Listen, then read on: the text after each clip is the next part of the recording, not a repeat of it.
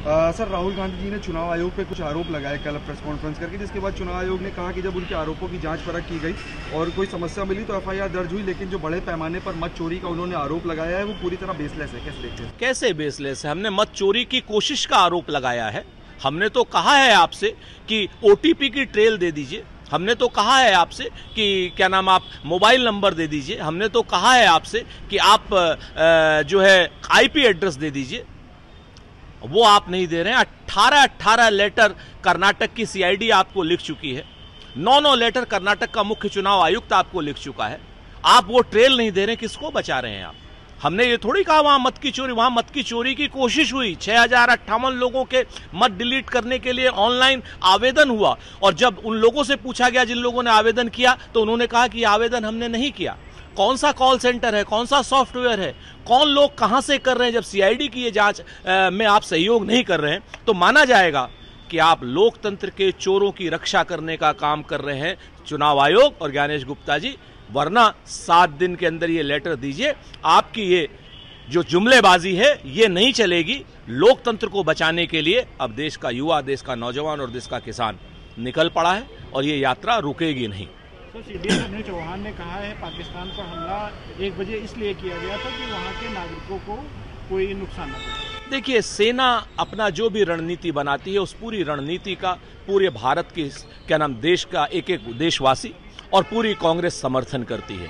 वो रात को उन्होंने क्या हमला किया, वो दिन में हमला करें, हम सेना पर कोई प्रश्न नहीं उठाने वाले। सेना अपने रणनीतिक कौशल के लिए, व्यावसायिक दक्षता के लिए जानी जाती है, और हमें अपनी सेना पर गर्व भी है और हमें अपनी सेना पर पूर्ण विश्वास है। सर, धीरेन्द्र शास्त्री ने कहा कि बुंदेलखंड की उन्नति में गति आएगी अगर ये अलग राज्य होता। बाकी इसके लिए सरकार है, देश में कानून है। बुंदेलखंड में जो गाय है वो खुलेआम घूम रही है, माता को खुलेआम सड़कों पर इस तरह नहीं होना चाहिए। कैसे देखते हैं? तो ये बात तो भारतीय जनता पार्टी से इस्तीफा मांगे ना धीरेन्द्र शास्त्री, नरेंद्र मोदी जी से मांगे। लगातार 11 साल से गाय के नाम पर झूठ बोल रहे हैं। लगातार उत्तर प्रदेश की सरकार से इस्तीफा मांगे, मध्य प्रदेश की सरकार से इस्तीफा मांगे, क्योंकि गाय को माता बना करके लावारिस रूप में उनको पॉलीथीन खाने के लिए छोड़ दिया जाता है। छुट्टा जानवर जो हैं किसानों की पूरी फसल खा जा रहे हैं। किसान की फसल और देश की नस्ल को बर्बाद करने का काम भारतीय जनता पार्टी कर रही है, और उसमें कुछ धार्मिक संत उनका प्रत्यक्ष या परोक्ष समर्थन कर रहे हैं। और ऐसे संत और जो भारतीय जनता पार्टी के लोग हैं, इनके खिलाफ निर्णायक सामाजिक जंग होनी चाहिए। सर, एक आखिरी सवाल है। बागेश्वर धाम के पीठाधीश्वर पंडित धीरेन्द्र शास्त्री ने कहा है कि राष्ट्र और राम का एक साथ चलना आवश्यक है। हर भारतीय का कर्तव्य है कि वह देशभक्ति के प्रति समर्पण दिखाए।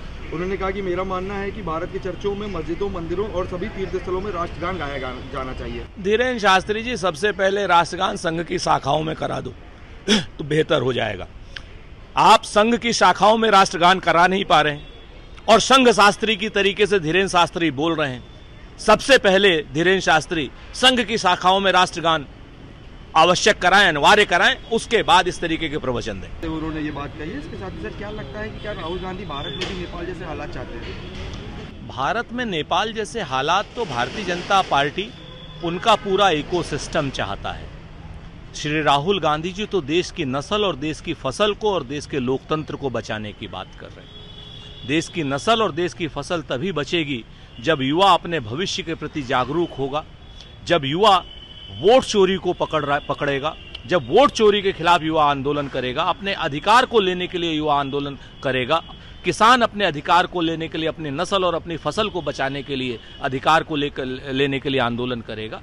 और इस आंदोलन को अगर कुछ लोग अराजक कहना चाहते हैं या अराजक कह करके टीवी पे दिखाना चाहते हैं, तो वो लोग असलियत में देशद्रोही हैं। जो लोग भारतीय जनता पार्टी के कोई सिस्टम में हैं, जिनको किसी जोशी जी ने भेजा हुआ है इस तरीके के सवाल जनता से करने के लिए, वो कान खोलकर सुन ले कि देश का युवा अपनी नस्ल और अपनी फसल बचाने के लिए निकल पड़ा है। अराजकता तो भारतीय जनता पार्टी की सरकार कर रही है। हमारा देश का युवा तो अपना रोजगार मांग रहा है, अपने अधिकार मांग रहा है, और उसके अधिकार की जो चोरी हो रही है वो चुप नहीं बैठेगा। सर, अमेरिकी राष्ट्रपति डोनाल्ड ट्रंप ने एक बार फिर प्रधानमंत्री नरेंद्र मोदी की तारीफ की और खुद को भारत का बेहद करीबी बताया है। कैसे? जब भी कोई बड़ा व्यापारी किसी दूसरे देश को लूटने के लिए आता है, लूटने की कोशिश करता है, तो उस देश के प्रमुख की तारीफ जरूर करता है। इसी तरीके से डोनाल्ड ट्रंप जो हैं भारत की तारीफ कर रहे हैं, चूंकि व्यापार समझौता हो जाए। हमारा कृषि का क्षेत्र उनके लिए खुल जाए। नरेंद्र मोदी जी उनके दोस्ती के प्रभाव में आकर के कृषि का क्षेत्र खोल दें। आदरणीय मोदी जी, डोनाल्ड ट्रंप किसी का मित्र नहीं है। और एक चीज जान लीजिए, आप अपनी मित्रता अपने घर में निभाइए, लेकिन देश के हितों पर कोई भी कुठाराघात देश सहन नहीं करेगा। ये चीज डोनाल्ड ट्रंप भी समझ ले और ये चीज भारतीय जनता पार्टी की सरकार भी समझ ले। सर, कर्नाटक सरकार ने जब जातिगत जनगणना की रिपोर्ट पर चर्चा की तो बैठक में मंत्री आपस में भिड़ गए। बहस इसलिए हुई क्योंकि रिपोर्ट में कुछ नई जाति वर्ग जोड़े गए हैं। कैसे देखते हैं सर? देखिए, संवाद तो हमेशा आवश्यक है और मतभेद होना लोकतंत्र की स्वाभाविक प्रक्रिया है। अगर हम लोग संवाद कर रहे हैं, जातियों पर भी संवाद कर रहे हैं और जनगणना पर भी संवाद कर रहे हैं, तो निश्चित तौर पर इसमें तमाम लोगों के विचारों में मतभेद आएगा।